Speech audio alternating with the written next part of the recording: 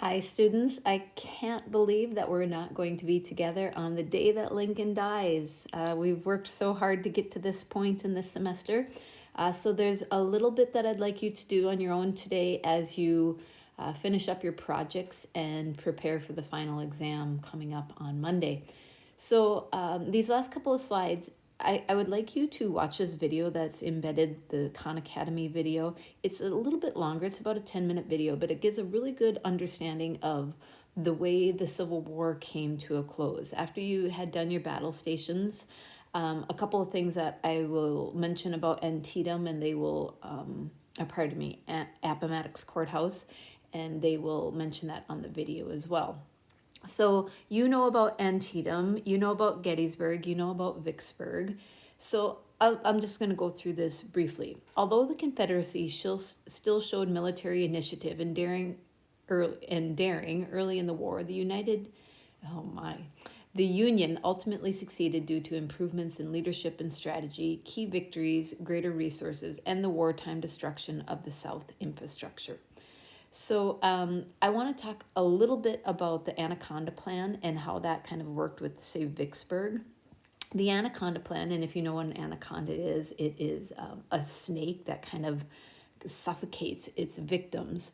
So the idea of the Anaconda Plan was to kind of strangle the South. It was a three-part plan to like block the ports off from the Gulf of Mexico and other major ports that were important, take control of the Mississippi River, and then control the Tennessee Valley. Now, it didn't exactly work.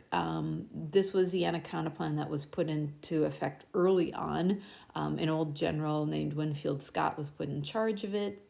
It didn't really work, but by the time we get to Vicksburg, we're finally starting to see, this was the second part of the Anaconda Plan. It's coming into effect a little bit more and working a little bit better for the Union, but that was not necessarily simply because of that strategy. Some of it had to do with leadership. A lot of it maybe had to do with leadership.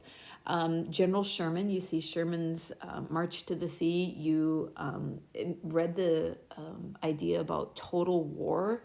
General Grant came up with this idea that all resources would be used towards the war, and the North just had more resources. And so Sherman makes his famous March to the Sea. He sets Atlanta on fire, and eventually you come to the end of the war by 1865. Now, in the meantime, Lincoln is elected again, and you'll hear about that in the video, and Lincoln gets shot. And so things are happening really rapidly in the beginning of 1865 up until, well, really until about the late spring of 1865. So I'd like you to watch this video and then take the notes, especially about kind of what happens at Appomattox, or at least understand what happens at Appomattox and how Lincoln's demise comes. It's a shock to the nation. And by this time the war is over, but the man who really brought us into the war and took us out of the war as the executive leader is now dead, and the country was really in shock, and this was a big deal. So Reconstruction, which we will get to after Christmas. Reconstruction and the Civil War ended slavery, altered relationships between the states and the federal government, and led to debates over new definitions of citizenship, particularly regarding the rights of African Americans, women, and other minorities. I do want to say real quickly that, and they'll mention this in the video as well, it's the Civil War that brings to an end the states' rights. This idea that states have so much more power than the federal government. It's now come to an end. It started with the Bill of Rights. Jefferson and many people pushed for a Bill of Rights because they felt like the central government could be too powerful. And in some cases it was, but in some cases it wasn't powerful enough because things like nullification. It couldn't stop states from just doing as they pleased. So the 13th, 14th, and 15th Amendments, we refer to these as the Civil War amendments, but most interestingly enough, the 13th Amendment was the only amendment that was passed during the Civil War. It was passed, it went through January of 1865 at the very beginning of the year. This made slavery illegal. It outlawed slavery for eternity. You no longer could people be held as slaves.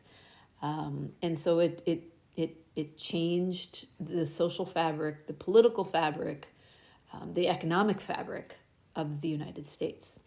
The 14th Amendment comes along, and this is in 1868, and this granted equal protection under the law. This is due process, where we understand that citizenship means that anybody who is a citizenship has the right to be protected by police, has the right to firefighters coming and putting out a fire in their house.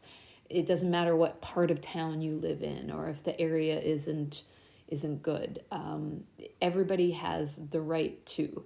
And so even today, most cases that are brought up pretty much at any level will often use the 14th Amendment, that everybody should have equal protection and due process of the law. And then the 15th Amendment was passed in 1870. Now, this is an interesting one. This is for voting rights. This allowed for voting rights for citizens. However, what I really want you to understand is that there were still poll taxes in place. Black Americans especially still had to take literacy tests, meaning you had to be literate in order to pass a test. And that went on for another almost 100 years. There was a lot of intimidation before going to the polls. People would, especially in the South, try to stop people from voting. And so a lot of the Southern states almost voided the 15th Amendment simply by getting around it in other ways. So while it was an incredibly important amendment, oftentimes the Southern states continued to be racially prejudiced and biased and would find ways to get around the 15th Amendment. So that's it. Our dear Abraham Lincoln is dead. We have killed Lincoln by Christmas. We are on pace with the College Board's recommendations. So I will see you tomorrow. Hopefully you will have your projects done and we will begin reviewing for the final exam. Take care. Goodbye.